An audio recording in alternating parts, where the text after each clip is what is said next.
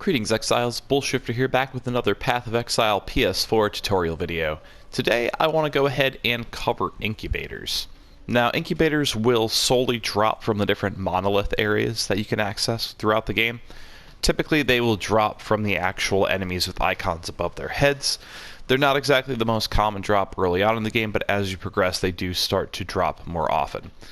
Now when you do pick up a monolith, or an incubator, they're going to go ahead and look like an egg. What to do with them is relatively self-explanatory. You just have to actually apply them to one of your items. So this one, for example, if we go ahead and hit X to use it, we can then go ahead and equip it on any of our items here. Now there's a couple that we already have incubators on, so we're not going to go ahead and apply it to those. Ideally, we want to apply it to an item that we're going to be using for a little while. So this item is relatively close to our level, has some good max life, has a little bit of energy shield, which isn't a huge deal, but it has some resist, some stun and block recovery, some physical damage reflect.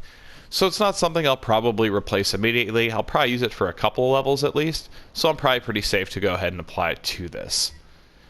So now that I've gone ahead and applied that, it's going to tell me what I'm incubating and the actual monsters that I need to kill in order to finish incubation.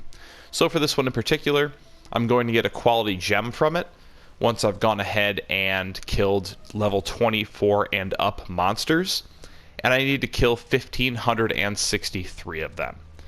So right now in my ring here, I'm actually also incubating a quality gem. I only need to kill level 20 plus monsters, and I need 1,397. Now you can see from that experience bar that's on there, I'm almost done. I only have 7 left. You can see that represented by the 1,390 out of 1,397. So we're going to go ahead and kill 7 more enemies so you can see exactly what happens once you finish incubating an item. This should finish it right here. So there we go. Superior Frost Bomb. You're not always going to level up. That was just a coincidence. But if we go and check our inventory, you can see that it has quality attached to it, and it's a skill gem. So that's essentially how incubators work in a nutshell. You can incubate different items, obviously. From here you can see I'm incubating an essence item, so it'll actually drop some essence for me once I finish that one. There's numerous different incubators in the game, but they all have the same mechanic. You attach it to an item, you kill a certain amount of enemies that are of a certain level or higher, and then once you've fulfilled that, it will go ahead and drop that item that it's incubating for you. And that's it in a nutshell. Just make sure, like I said, that you actually equip it to an item that you're going to be holding on to and using for a while. You don't want to be using it on a low-level item that you're potentially going to be replacing before you can finish incubating the item itself. So, I hope that explains incubation. Hopefully it makes a lot more sense to anyone who did have some questions about it. I have seen that there's just a few people who have had some questions about incubation, and so I just wanted to cover it in this video to hopefully help you along there.